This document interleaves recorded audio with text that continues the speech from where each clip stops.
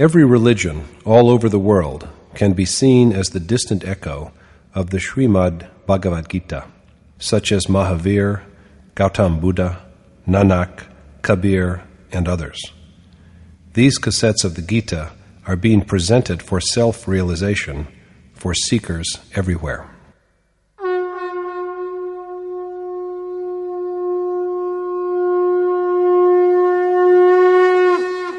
Om Shri Paramatmane Namaha Yatart Gita Srimad Bhagavad Gita. Chapter 6. The Yoga of Meditation. Whenever there is rank growth in the name of Dharma, of too many customs and practices, of forms of worship and prayer, and of schools and sects, some great soul makes his appearance, his advent, to demolish them, and to install and strengthen the one and only God, as well as to broaden the path of action that leads to him. The practice of renouncing action, and thus of being known for wisdom, were also all too prevalent in the age of Krishna. That explains why Krishna affirms, for the fourth time, at the beginning of this chapter, that action is an essential, inevitable requirement of the ways of both knowledge and selfless action.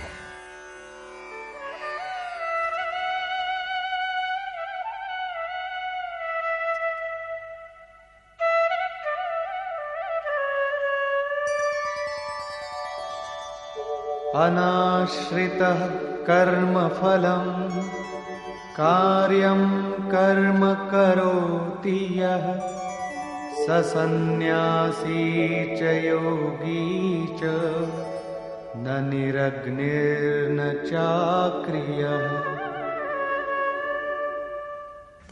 The Lord said, "The man who performs the ordained task without desiring its fruits, rather than the one who just gives up lighting the sacred fire or action, is a sannyasi and a yogi." Krishna insists that only that man who has made true renunciation or achieved yoga engages in the one action that is worthy of doing with absolutely no desire for any rewards. No one becomes a sannyasi or a yogi by just desisting from the ordained action. There are many kinds of work, but out of them, the action which is fit to be undertaken and which is ordained is only one. And this one action is yajna, which means worship, the one means for the attainment of God. The practice of it is action, and the man who does it is a sannyasi and a yogi. If a man has just stopped lighting fire, or tells himself complacently that he has no use for action because he possesses self-knowledge, he is neither a sannyasi nor a doer of selfless action. Krishna further speaks about this. Yam sannyāsamiti prahu yogam tam vidhi pandava nayya sannyasta sankalpo yogi bhavati kaśchana. Remember, O Arjuna, that yoga, selfless action, is the same as renunciation, knowledge. For no man can be a yogi without a total rejection of desire. What we know as renunciation is also yoga, for no man can be a yogi without giving up all his desires. In other words, sacrifice of desire is essential for men who have chosen either of the two ways. Superficially, it appears so easy, for all that we need to do in order to become a yogi sannyasi is to claim that we are free from desire. But according to Krishna, it is by no means so.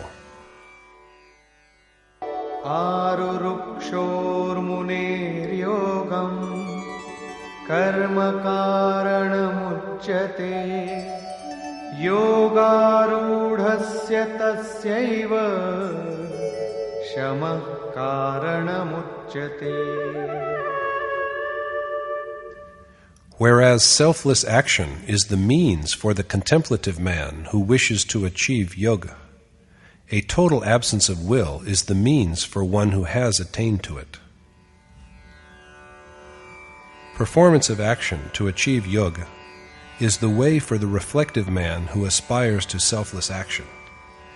But when repeated practice of the deed gradually brings one to the stage at which the final outcome of selfless action emerges, absence of all desire is the means. One is not rid of desire before this stage.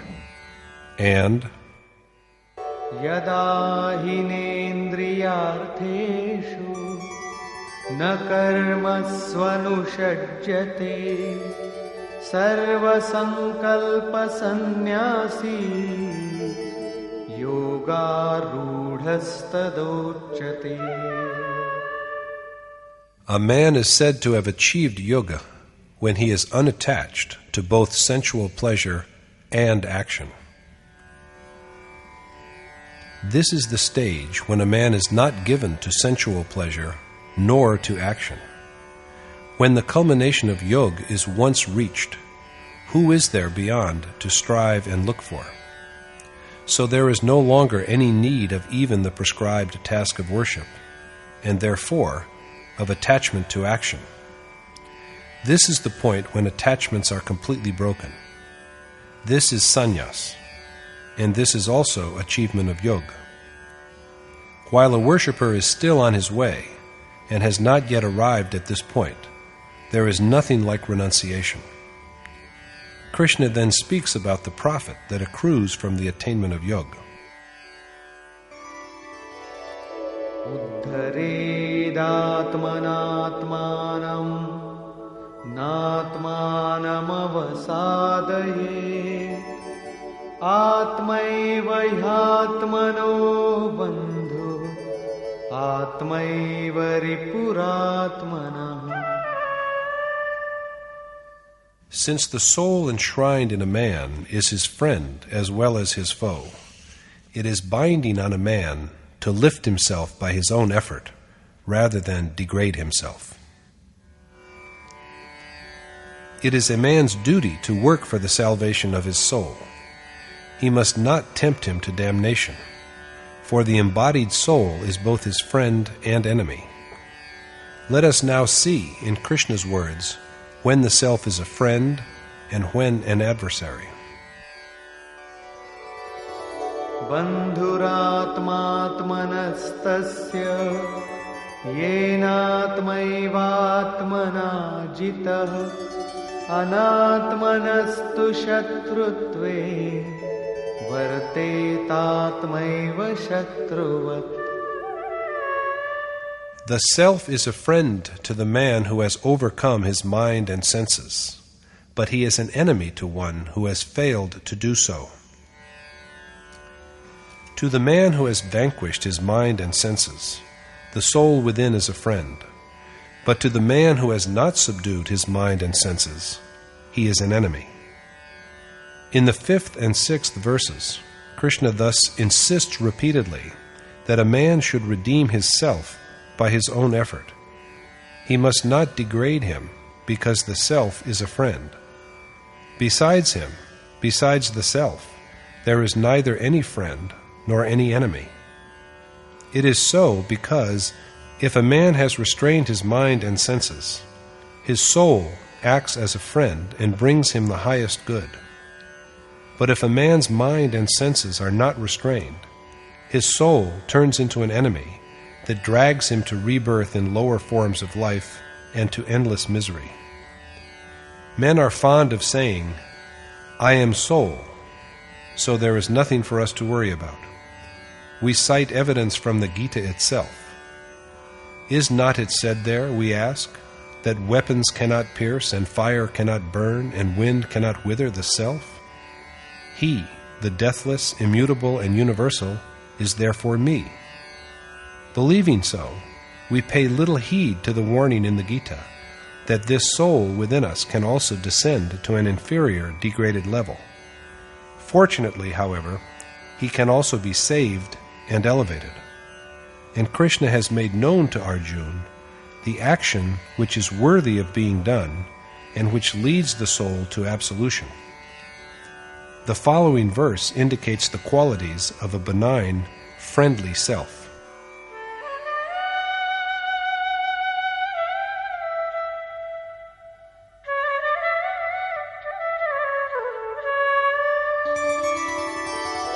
जितात्मनः प्रशान्तस्य परमात्मा समाहितः शीतोष्णसुखदुःखेषु तथा मानापमानयोः.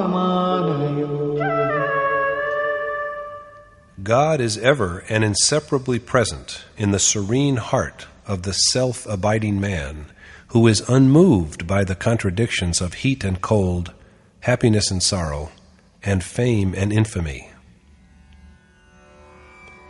God dwells inextricably in the heart of the man who rests in his own self and reacts evenly to the dualities of nature, such as heat and cold, pain and pleasure, and honor and humiliation.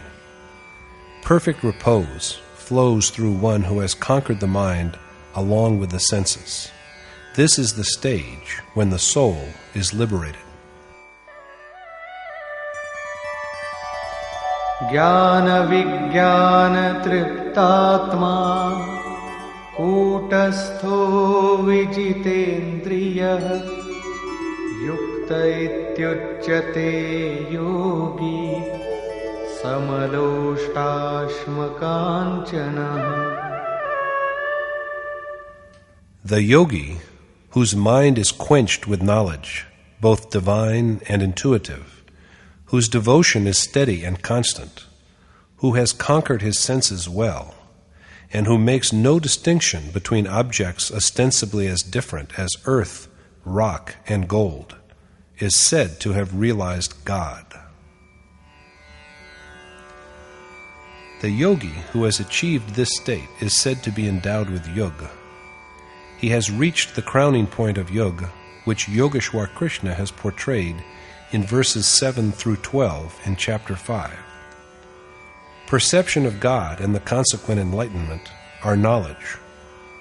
The worshipper is but groveling in the mire of ignorance if there is even the slightest distance between him and the adored God, and the desire to know him remains unfulfilled.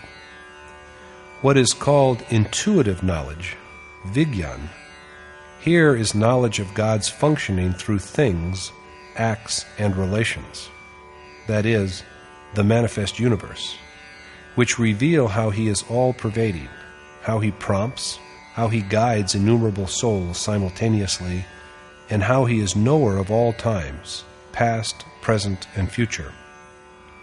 He begins to guide from the very moment when he makes his advent in a heart as the revered one, but the worshipper is unable to know this at the initial stage. It is only when he has reached the culmination of his contemplative exercise that he gains full awareness of God's ways. This is Vigyan. The heart of the man who is accomplished in yoga is satiated with this achievement, combined with his knowledge of God and accurate insight. Continuing with his account of this adept in yoga, Krishna adds, सुहृन्मित्रार्युदासीन मध्यस्थद्वेष्य बन्धुषु साधुष्वपि च पापेषु समबुद्धिर्विशिष्यते. That man is indeed superior, who views all with an equal mind, friends and foes, the antagonistic, indifferent, neutral or jealous, kinsmen, and the righteous, as well as sinners. After perception of God, a sage is both equal and even-minded. Krishna said in the last chapter that realized sages, who are blessed with knowledge and discrimination, regard with an impartial eye a Brahmin, an outcast, and animals so diverse as a cow, a dog, and an elephant. The verse under discussion complements what was said before. That man is doubtlessly a man of excellence, who looks equally at all kinds of people, from the highest to the lowest, from the most virtuous to the most wicked, and from the most loving to the most malicious, irrespective of their feelings for him. He looks at the course of souls within them, rather than at their external deeds. The only difference he therefore sees between diverse beings is that while some have ascended to higher steps and gotten close to the state of purity, others have lagged behind and are still lingering on the lower steps. All the same, he sees the capacity for salvation in all. In the next 5 verses, Krishna describes how a man comes to the possession of yoga, how he practices yajna, the nature of the place where the deed is performed, the seat and the posture of the worshipper, the laws which regulate his food and recreation, and sleep and wakefulness, and the quality of effort required for the accomplishment of yoga. The Yogeshwar has done this so that we too are enabled to perform the appointed deed of yajna by following his precepts. A brief review of the relevant points is necessary at this stage. Yajna was named in chapter 3, and Krishna said that yajna is the ordained action. In chapter 4, then, he elaborated the nature of yajna, in which the outgoing breath is sacrificed to the incoming breath, the incoming breath offered as oblation to the outgoing breath, and the mind is restrained through serenity of the vital life winds. The precise meaning of yajna is, as we have seen, worship, the deed that enables the worshipper to traverse the path to the adored God. Krishna has also dwelt upon it in chapter 5. But matters such as the seat of the worshipper, the place of worship, the posture of the worshipper, and the manner of worship have not yet been touched upon. It is only now that these subjects are taken up.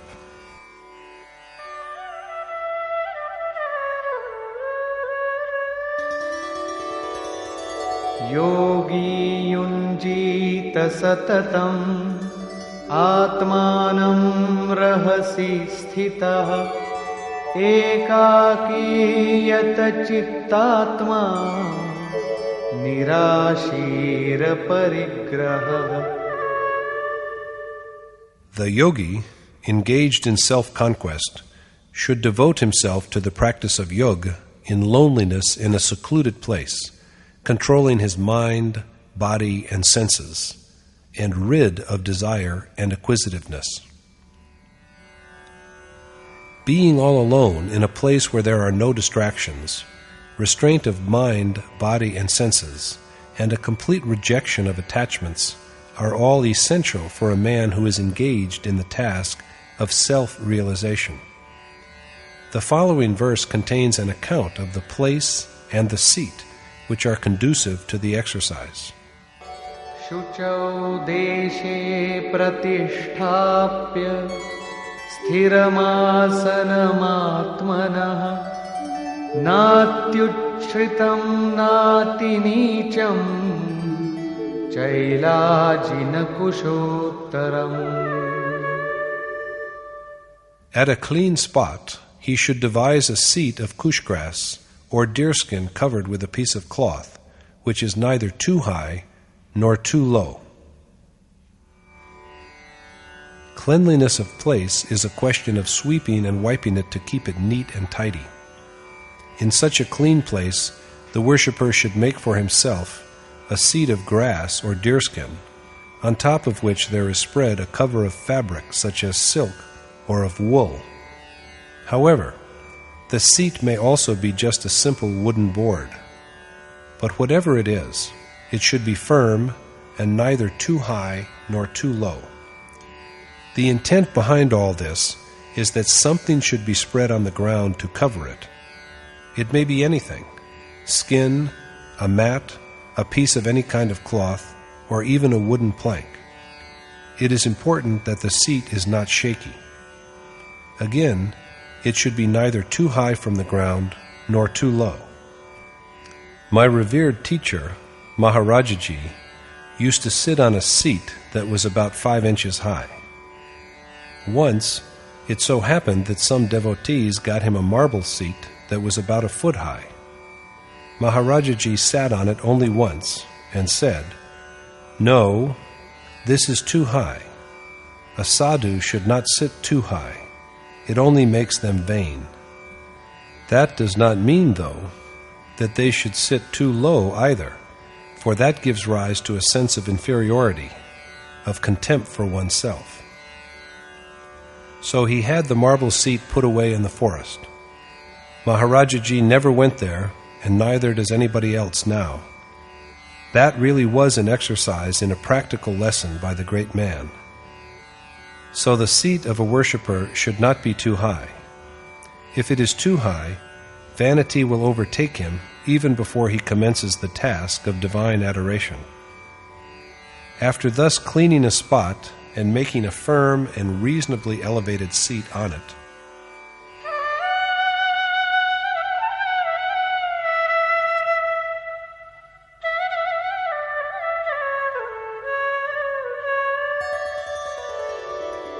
तत्रैकाग्रं मनः कृत्वा यत चित्तेन्द्रियक्रियः उपविश्यासने युञ्जात् योगमात्मविशुद्धये. he should then sit on it and practice yoga, concentrating his mind and restraining the senses for self-purification. Next, then, the posture of sitting. According to the provision, meditation is done in a sitting posture. The manner in which the worshipper should sit while engaged in contemplation is taken up. समं कायशिरो ग्रीवं धारयन्नचलं स्थिरः सम्प्रेक्ष्य नासिकाग्रं स्वं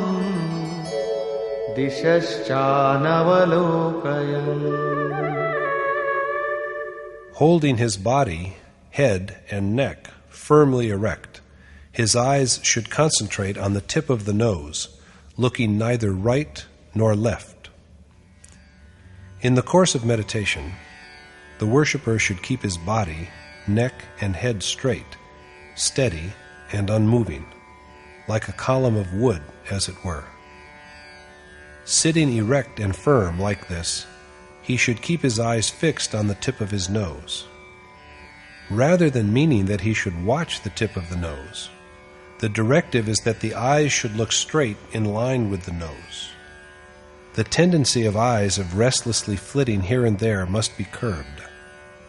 Looking straight in line with the nose, the worshipper should sit unmoving, and प्रशान्तात्मा विगतभिः ब्रह्मचारि व्रते स्थितः मनः संयम्य मच्चित्तो युक्त आसीत मत्परः.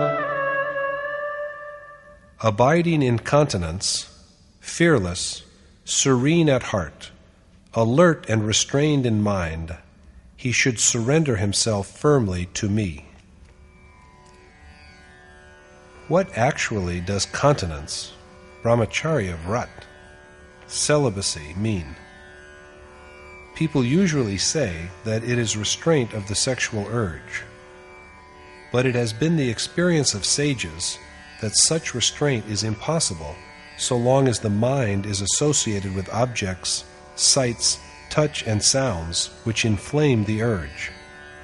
A true celibate, brahmachari, is rather one who is engaged in the task of realizing God, Brahm. The brahmachari is a man of Brahm-like conduct, a doer of the appointed task of yajna that leads men to attainment and ultimate dissolution in the eternal, immutable God. While doing it, the external sensations of touch and of all such contacts of the mind and other senses have to be excluded in order to concentrate the mind on contemplation of God, on the incoming and the outgoing breath, and on meditation. There are no external memories when the mind rests on God. So long as these memories last, the absorption in God is incomplete. Currents of deviation flow through the mind, not through the body. When the mind is wholly occupied with its adoration of God, not only does the sexual urge, but all the other physical urges also cease. So dwelling in conduct that will take him to God, free from fear, in a state of repose, and with a restrained mind, the devoted worshipper should surrender himself totally to an accomplished teacher. But what is the outcome of all this?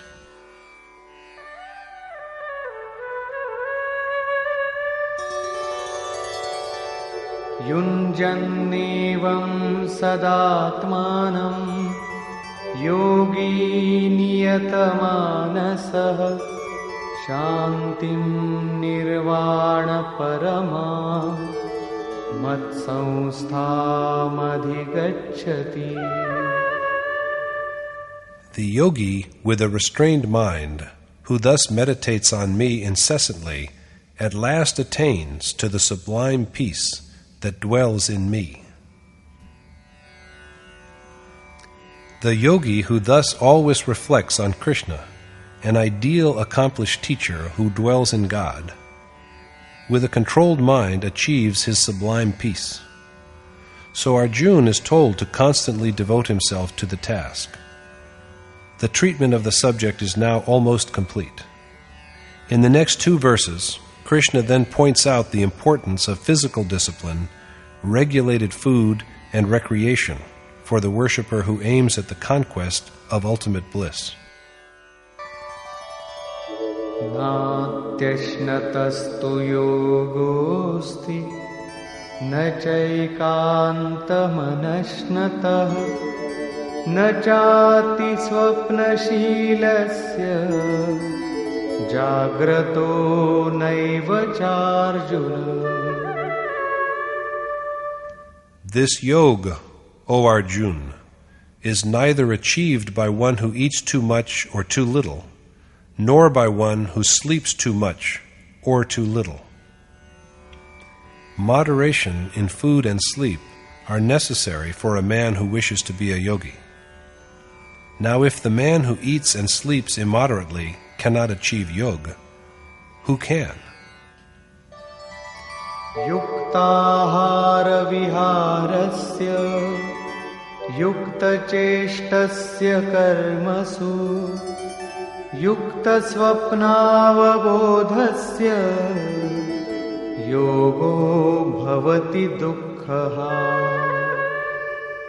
Yoga, the destroyer of all grief, is achieved only by those who regulate their food and recreation, who strive according to their capacity, and who sleep in moderation.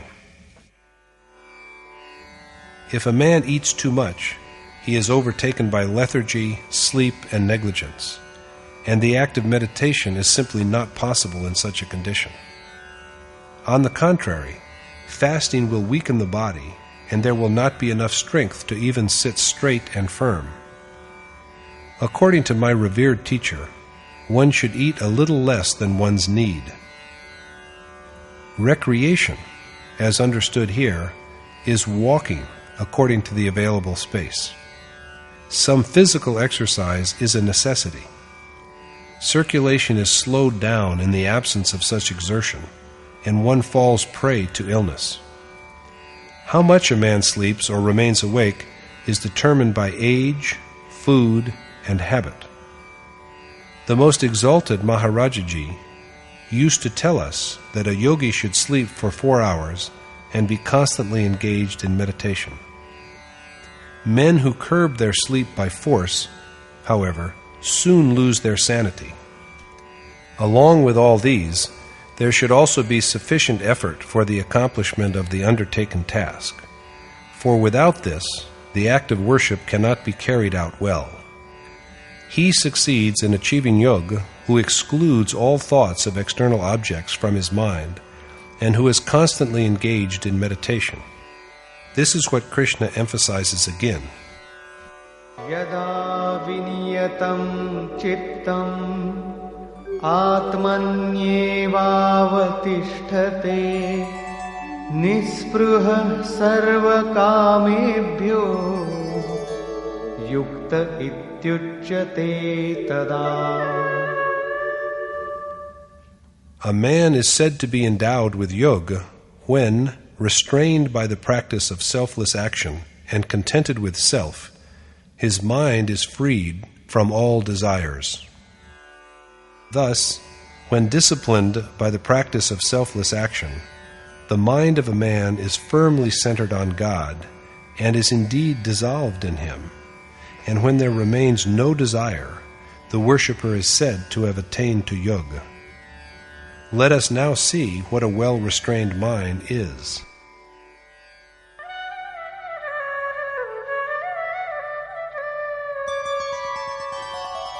Yatha deepo nivatastho ningate sopama smrita yogino yata chittasya yunjato yogamatmana. An analogy is usually drawn between the lamp whose flame does not flicker because there is no wind and the fully restrained mind of a yogi engaged in contemplation of God. When a lamp is kept where there is not a whiff of air, its wick burns steadily and the flame goes straight up. It does not tremble. So it is used as a simile for the subdued mind of a yogi who has completely given himself up to God. However, the lamp is just an illustration. The kind of lamp that is spoken of here is now going almost out of use.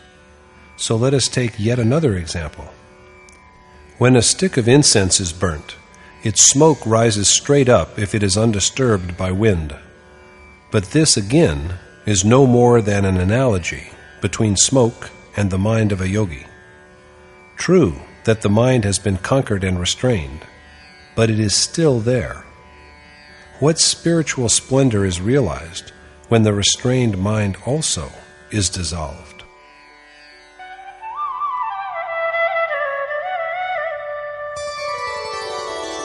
Yatro paramate chittam niruddham yoga sevaya yatra chaivatmanatmanam pashyannatmani tushyati. In the state in which even the yoga-restrained mind is dissolved by a direct perception of God, he, the worshipper, rests contented in his self. This state is achieved only by a constant and long practice of yoga. In the absence of such exercise, there can be no restraint of the mind. So when the intellect, the refined mind that has been curbed by yoga, also ceases to be because it is absorbed in God, the worshipper perceives Him through his self and abides with contented happiness in his own self. He apprehends God, but he dwells contented in his soul. In the moment of attainment, he sees God face to face, as it were, but the very next moment he finds his own self overflowing with the eternal glories of that God. God is immortal, constant, unmanifest, and vital, and now the worshipper's soul also is imbued with these divine attributes. True, but now it is also beyond thought. So long as desire and its urges exist, we cannot possess the self. But when the mind is restrained and then dissolved by direct perception, the very next moment after the visionary experience, the embodied soul is endowed with all the transcendental qualities of God. And it is for this reason that the worshipper now lives happily and contented in his own self. This self is what he really is. This is the point of crowning glory for him. The idea is further developed in the next verse.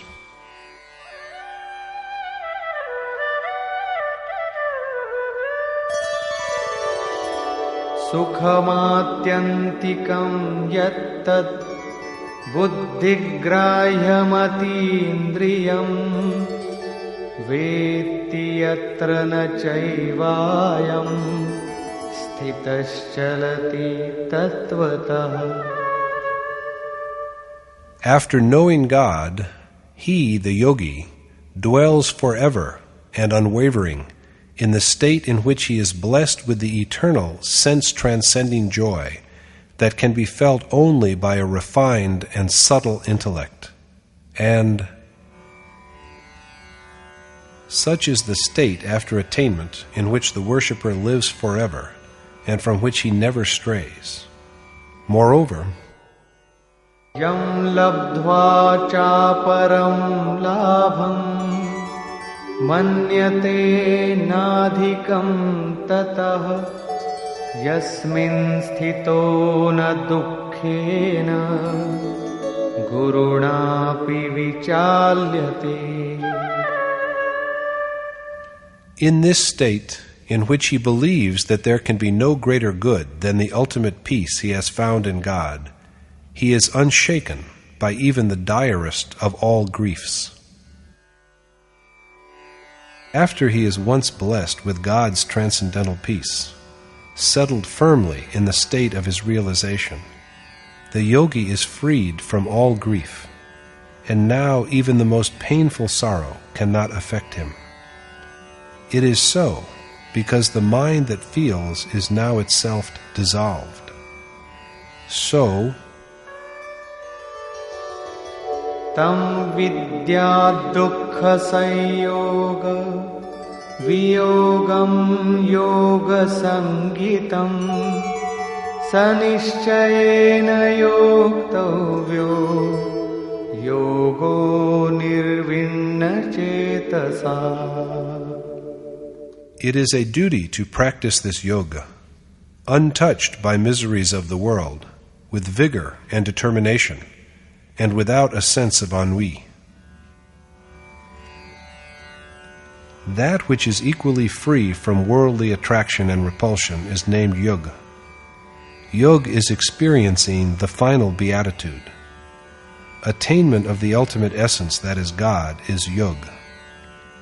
Engaging in this yoga without a sense of monotony or boredom, ennui, and with resolution is a sacred obligation. He who is patiently engaged in selfless action is the one who succeeds in achieving yoga.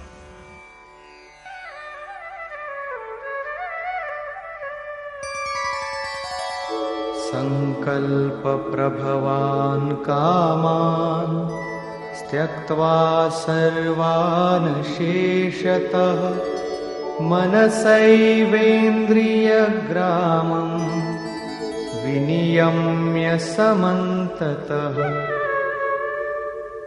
Abandoning all desire, lust, and attachment, and pulling in by an exercise of the mind the numerous senses from all sides.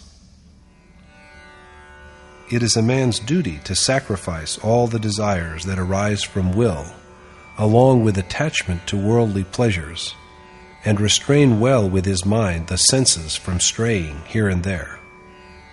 And after having done this, Shanaihi shanairuparamid buddhya dhriti grihitaya atma samstham manah kritva na kinchidapi chintayet.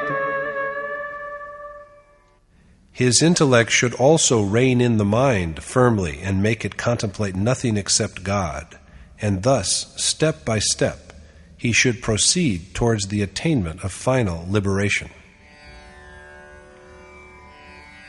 The final dissolution in God comes only gradually with the practice of yoga. When the mind is fully under control, the self is united with the Supreme Spirit. However, at the beginning, when the worshipper has just set out on the path, he has to concentrate his mind patiently on and think of nothing else except God. The way of this spiritual enterprise is that attainment comes only with constant application. But at the outset, the mind is restless and refuses to stay at one point. This is what Yogeshwar Krishna speaks of now.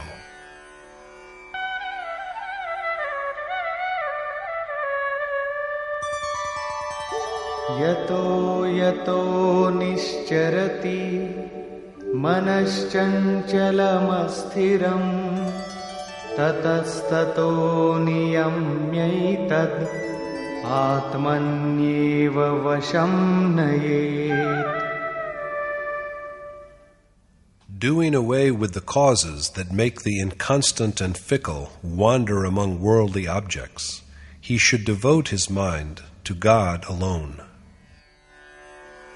Strictly keeping out all allurements that tempt the changeable and restless mind to associate with worldly objects, the worshipper should try repeatedly to confine it to the self. It is often contended that the mind should be let free to go wherever it tends to go. After all, where else can it go except to nature, which is also a creation of God? So if it roams amidst nature, it is not transgressing the bounds of God. But according to Krishna, this is a misconception. There is no room for such beliefs in the Gita. It is Krishna's injunction that the very organs through which the mind strays here and there should be curbed in order to devote it solely to God. Restraint of mind is possible. But what is the consequence of this restraint?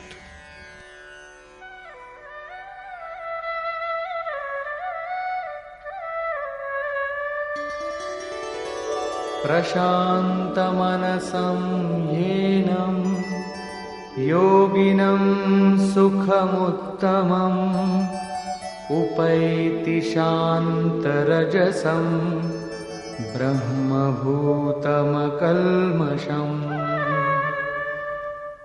The most sublime happiness is the lot of the yogi whose mind is at peace, who is free from evil, whose passion and moral blindness have been dispelled, and who has become one with God. Nothing is superior to the happiness that comes to this yogi, for this is the happiness that results from identity with God. And this ultimate bliss comes only to that man who is perfectly at peace in his heart and mind, free from sin, and whose property of passion and moral blindness has been subdued. The same idea is stressed again.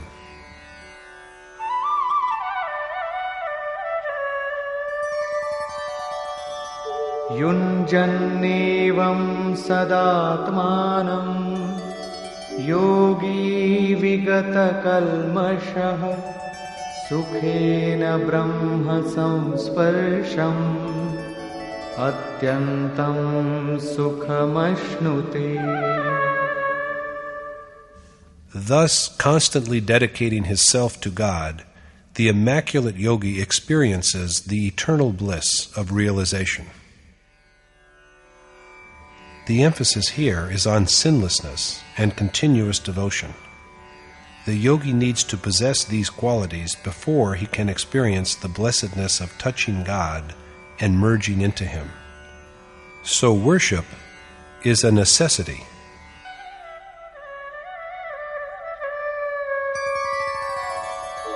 Sarvabhutasthamatmanam sarvabhutani chatmani ikshate yoga yuktatma sarvatra samadarshana.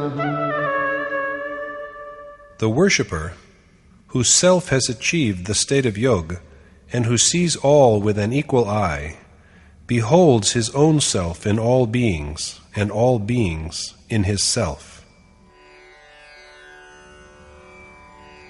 Yoga brings about the state in which the even-minded worshipper sees the extension of his soul in all beings and the existence of all beings in his own soul.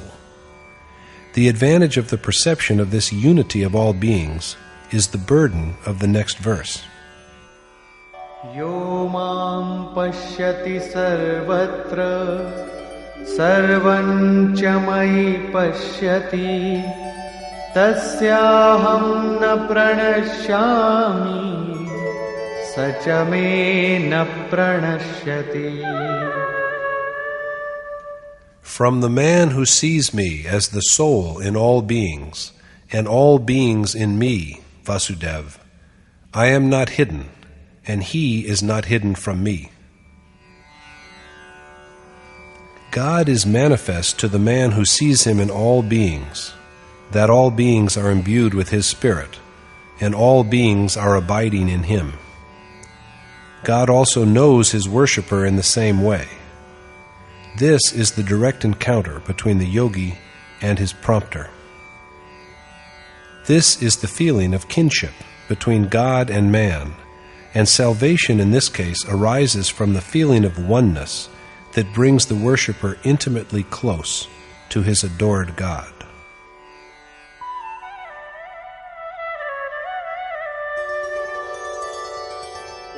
Sarvabhutasthhitam yo mam bhajatyekatvamasthitah sarvatha vartamanopi sayogi mayi vartate. The even-minded yogi who has known the unity of the individual soul and the Supreme Spirit, who adores me, Vasudev, the soul in all beings, abides in me no matter whatsoever he does. The yogi who realizes the unity of the individual soul and the Supreme Spirit has risen above plurality and known the unity that binds the whole universe. With this unified vision, he contemplates God and none else, for there is no one except God left for him. Whatever mantle of ignorance covered him is now dissolved, so whatever he does with the thought of God.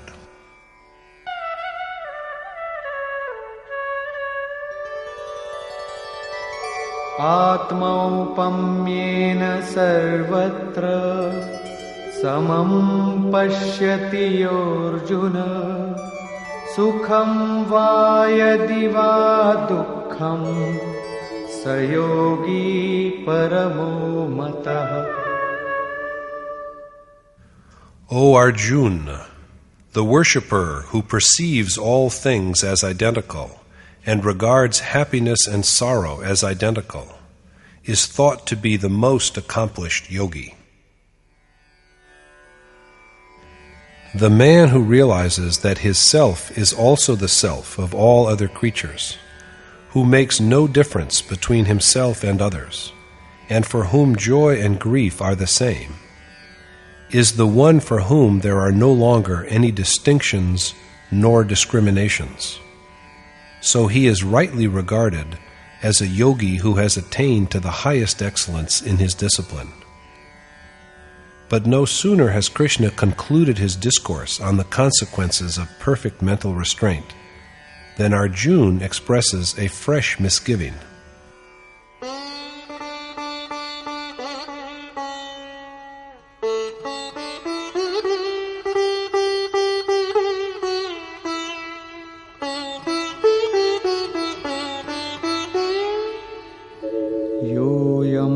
Yogastvaya proktah samyena madhusudana etasyaham na pashyami chanchalatvat sthitim sthiram. Arjuna said, "Since the mind is so restless, I cannot see, O Madhusudan, that it can dwell steadily and long in the way of knowledge which you have expounded to me as equanimity." Arjuna feels helpless. With his fickle and inconstant mind, he can foresee no prospect of a steady and constant adherence to the path of knowledge, which Krishna has represented to him as the capacity to view all things equally.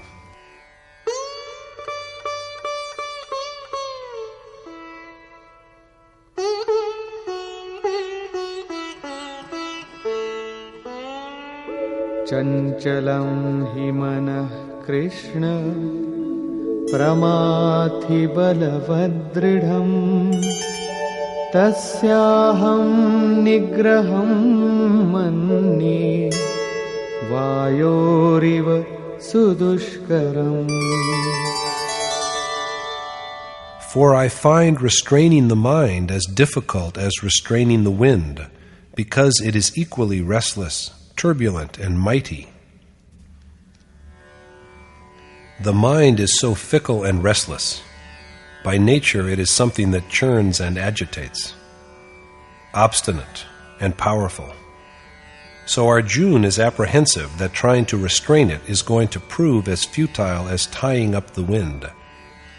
Checking the mind is therefore as well nigh impossible as checking a storm. At this, Krishna says,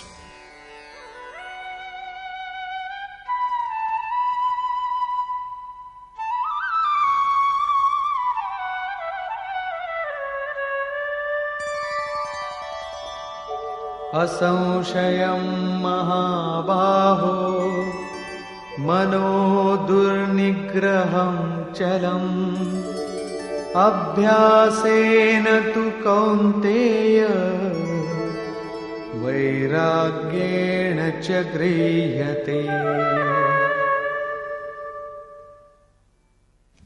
The Lord said, "The mind is, O the mighty-armed Arjuna, doubtlessly fickle and hard to restrain, but it is disciplined, O son of Kunti, by perseverance of effort and renunciation."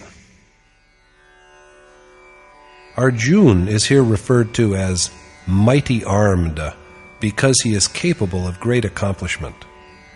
The mind is indeed restless and most difficult to subdue. But as Krishna tells him, it is restrained by constant effort and giving up of all desire. Repeated endeavor to keep the mind steadily fixed on the object to which it should be dedicated is meditation, abhyas, whereas renunciation is the sacrifice of desire for, or attachment to, all seen as well as heard sense objects, which include pleasures of the world and also the promised joys of heaven. So although it is difficult to curb the mind, it can be subdued by constant meditation and renunciation. Therefore,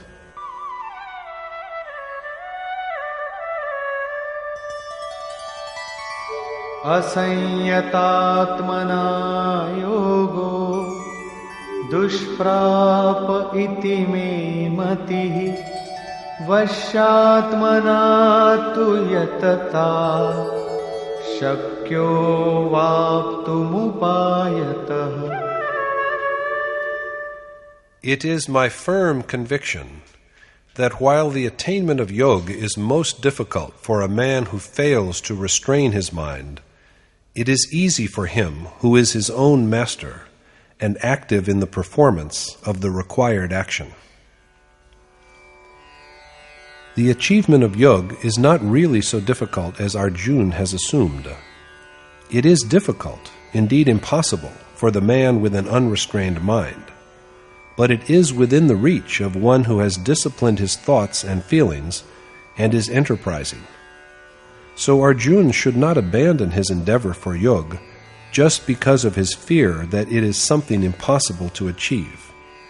Yet he responds rather despairingly to the encouragement, as we may see from his next question.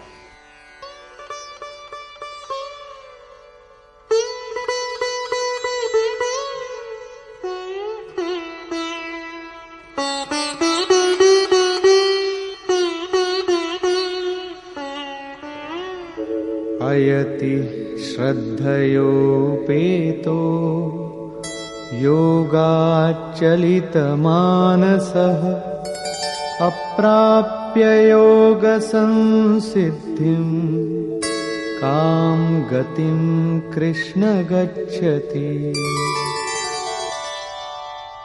Arjuna said, "What is the end, O Krishna, of the acquiescent worshipper whose inconstant mind has strayed from selfless action and who has therefore been deprived of perception, which is the final outcome of yoga?" Not all worshippers are rewarded with success in their attempt to achieve yoga, although this does not mean that they have no faith in it.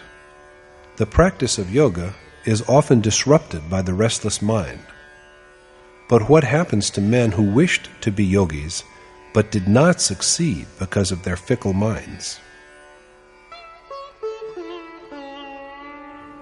कच्चिन्नो भय विभ्रष्टः छिन्नाभ्रमिव नश्यति अप्रतिष्ठो महाबाहो विमूढो ब्रह्मणः पथि.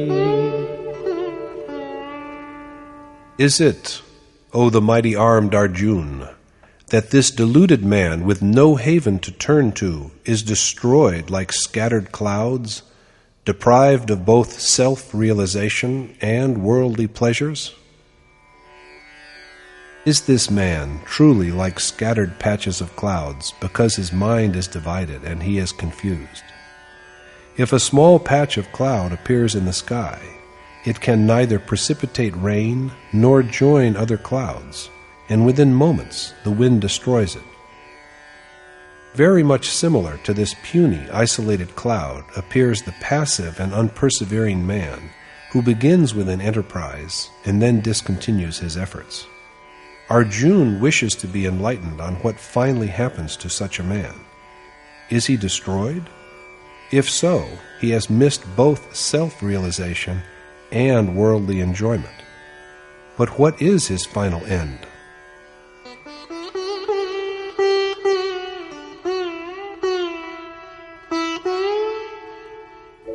एतन्मे संशयं कृष्ण छेत्तुमर्हस्य शेषतः त्वदन्यः संशयस्यास्य छेत्ता न ह्युपपद्यते.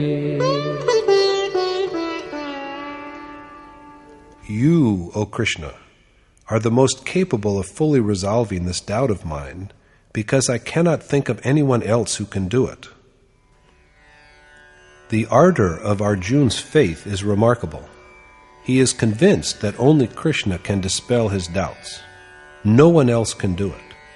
So the accomplished teacher Krishna begins to resolve his devout pupil's misgivings.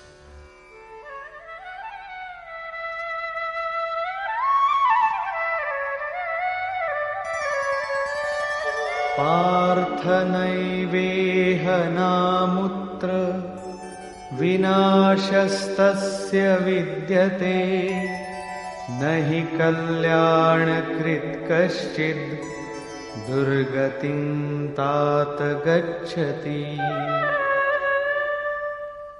The Lord said, "This man, O Parth, is destroyed neither in this world nor in the next, because, my brother, one who performs good deeds never comes to grief." Arjuna is here addressed as Parth, because, as we have already seen, he has turned his mortal body itself into a chariot to proceed to his goal. And now Krishna tells him that the man who deviates from yoga because of his mind's fickleness is not destroyed in this world or in the next. This is so because a doer of good deeds, of God-related deeds, is never damned. However, what is his destiny? प्राप्य पुण्यकृतान् लोकान् उषित्वा शाश्वती समाः शुचीनां श्रीमतां गेहे योगभ्रष्टोऽभिजायते. The righteous man who deviates from the path of yoga achieves celestial merits and pleasures for countless years, after which he is reborn in the house of a virtuous and noble man, or fortunate and thriving man. What a paradox that the man who has fallen from Yug enjoys in the worlds of the virtuous satisfaction of the same desires for sensual pleasure by which his restless mind was lured away from the appointed way in the mortal world. But this is God's synoptic way of providing him a glimpse of all he wanted, after which he is reborn in the house of a noble man, a man of righteous conduct, or a man of fortune.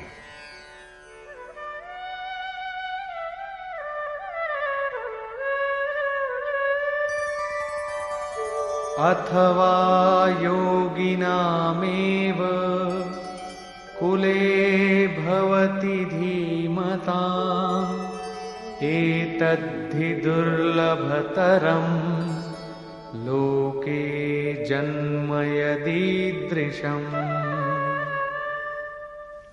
Or he is admitted to the family, kul, of discerning yogi, and such a birth is truly the most rare in the world. If the deviating soul is not reborn in the house of a virtuous or affluent man, he is granted a birth which provides him admission to the family of a yogi. In the households of noble men, righteous influences are imbibed right from childhood. But, if not reborn in such houses, he gains admission not to the house of a yogi, but to his kul, as one of his pupils. Such were men like Kabir, Tulsidas, Raidas, Valmiki, and others like them, who, though not born in the houses of noble and affluent men, were admitted as pupils to the families of yogi. A birth in which the merits, sanskar, inherited from a previous life, are further refined by association with an accomplished teacher, a realized sage, is indeed the most rare. Being born to the yogi does not mean being born as their physical offspring. Well might children born to a yogi before he had given up home and hearth regard him out of attachment as father, but in truth, a sage has no one whom he can regard as his family.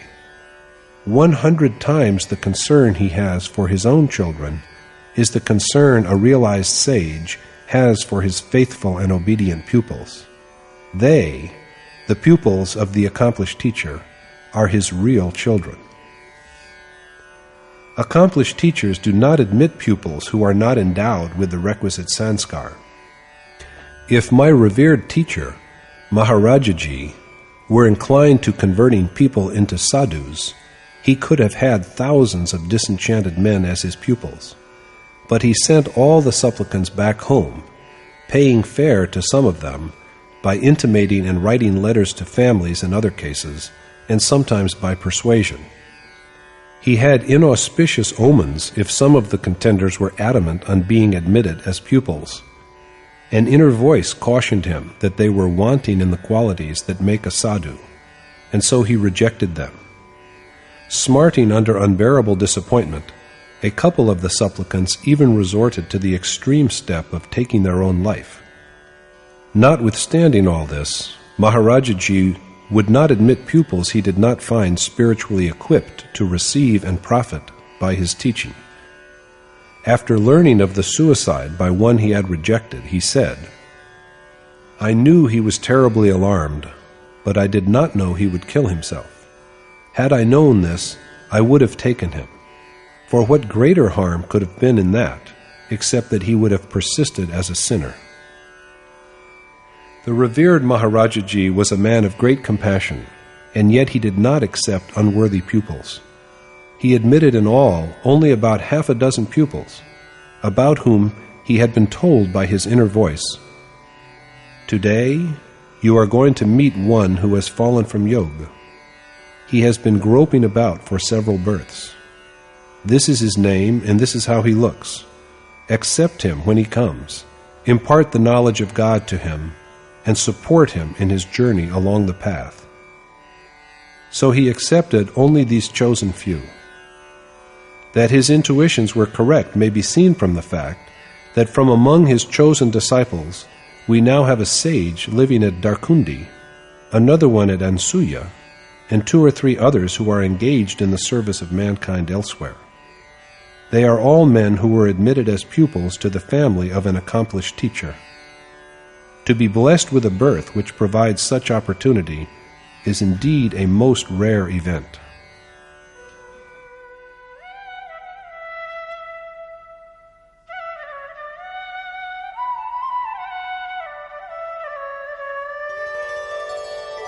तत्र तं बुद्धिसंयोगं लभते पौर्वदेहिकं यतते च ततो भूयः संसिद्धौ कुरु नन्दन. He naturally bears with him into his new birth the noble impressions, sanskar, of yoga from his previous existence, and by dint of this he strives well for perfection that comes from the realization of God. The merits he had earned in his previous body are spontaneously restored to him in his new birth, by virtue of which he sets out to achieve the ultimate excellence that is God.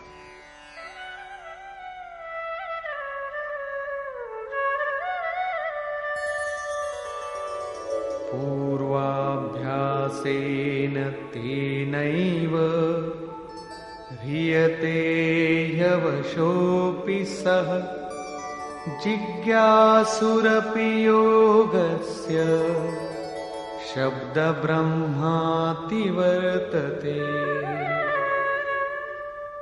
Although he is lured by objects of sense, the merits of his previous life indeed draw him towards God, and his aspiration for yoga enables him to go beyond the material rewards promised by the Ved. If he is born in a noble or thriving household and is subject to the influence of sense objects, the traces of virtuous deeds inherited from his previous life yet draw him to the way that leads to God, and even with inadequate endeavor, he is enabled to rise above the fruits mentioned by Vedic compositions and attain to the state of salvation. This is the way of achieving the ultimate liberation. But this cannot be within a single life. प्रयत्नाद्यतमानस्तु योगी संशुद्ध किल्बिषः अनेकजन्म संसिद्धः ततो याति परां गतिम्.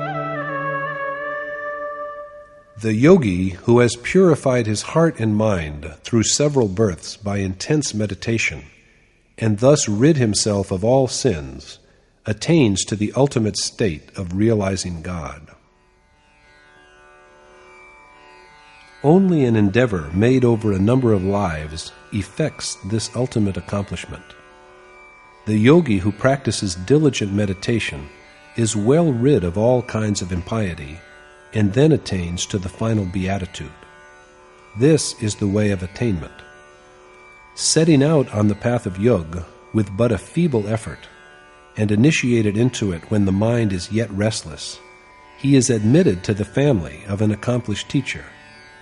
And, with the undertaking of meditation in life after life, he at last arrives at the point called salvation, the state in which the soul is merged into God. Krishna also said before that the seed of this yoga is never annihilated. If we take just a couple of steps, the merits earned from them are never destroyed. A man of true faith can embark upon the ordained action in every circumstance of worldly life.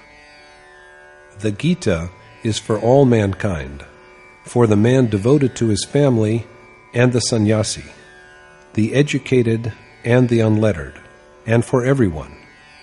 It is not only for that unique creature called a sadhu. This indeed is Lord Krishna's pronouncement.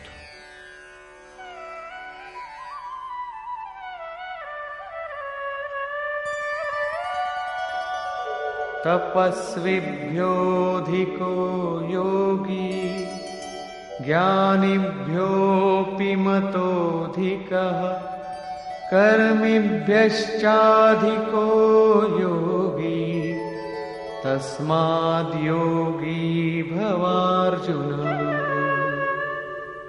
Since yogi are superior to men who do penance, or men who follow the path of knowledge discrimination, or men who desire the fruits of action, O Kurunandan, you should be a doer of selfless action. A yogi, doer of selfless action, surpasses all ascetics and men of knowledge as well as those of action. So Krishna's final counsel to Arjuna is that he should be a yogi. This necessitates an appraisal of what all these types are. The ascetic, tapasvi, is one who practices severe austerities and mortifications of the body, mind, and senses to shape the yug which has not yet started flowing through him like an unimpeded current. The doer, or karmi, is one who is engaged in the ordained task after knowing it, but who applies himself to it without either making an appraisal of his own strength or a sense of dedication. He is just engaged in the carrying out of an enterprise. The man of knowledge, jnani, follower of the way of knowledge, is engaged in the performance of the deed of yajna only after gaining a full understanding of the process from a noble mentor, an accomplished teacher, as well as with a clear appraisal and judgment of his own strength. He holds himself responsible for both profit and loss in the undertaking. The yogi, doer of selfless action, performs the same prescribed task of meditation with a sense of total surrender to the Adored One. The responsibility for the success of his yog is borne by God and the Yogeshwar. Even when there are prospects of failure, he has no fear, because the God whom he craves for has taken upon himself the task of supporting and upholding him. All the four types of action are noble as such, but the ascetic, the man of penance, is still engaged in equipping himself for yoga. The doer, the man of action, engages in action just because he knows that it has to be undertaken.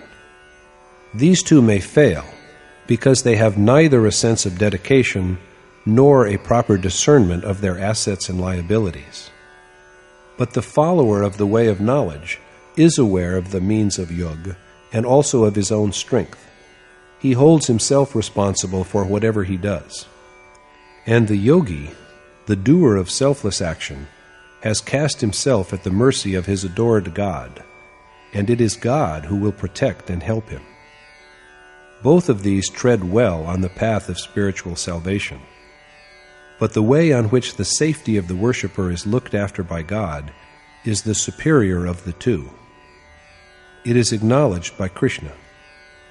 So the yogi is the most superior of men, and Arjuna ought to be a yogi. He should engage in the task of performing yoga with a sense of complete resignation.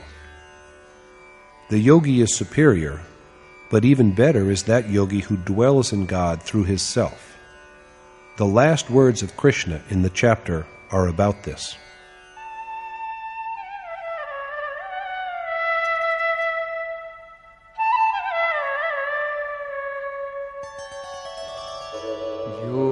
योगिनामपि सर्वेषां मद्गतेनान्तरात्मना श्रद्धावान् भजते यो मां समे युक्ततमो मतः. Among all yogi, I think that one the best, who is dedicated to me, and who, abiding in the self, always adores me. Krishna regards, among all yogi, doers of selfless action, that one as the best, who, immersed in his feelings of devotion, always adores him. Worship is not a matter of display or exhibition. Society may approve of such display, but God is offended. Worship is a secret, private activity, and it is undertaken within the heart. The ascent and descent of worship are events that belong to the innermost seats of thought and feeling. Conclusion. Yogeshwar Krishna says at the beginning of the chapter that the man who performs the ordained worthwhile task is a sannyasi. The yogi is also a doer of the same action. One does not become a yogi or a sannyasi just by giving up lighting of fire or undertaking of action. No one can be a sannyasi or yogi without sacrificing desires. We are not rid of will just by claiming that we do not have it. The man who wishes to possess yoga should do what ought to be done. For freedom from desires comes only by a repeated and constant undertaking of this action, and never before it. Renunciation is complete absence of desire. Arjuna should be a yogi. With true dedication to Krishna, he should accomplish yoga within his heart and mind. Thus, in the chapter, Krishna has chiefly stressed the importance of meditation for the attainment of yoga. Thus concludes the 6th chapter in the Upanishad of the Srimad Bhagavad Gita on the knowledge of the Supreme Spirit, the science of yoga, and the dialogue between Krishna and Arjuna entitled Abhyas Yoga, or the Yoga of Meditation. Thus concludes Swami Adgaranand's exposition of the 6th chapter of the Srimad Bhagavad Gita in Yatharth Gita. Hari Om Tat Sat.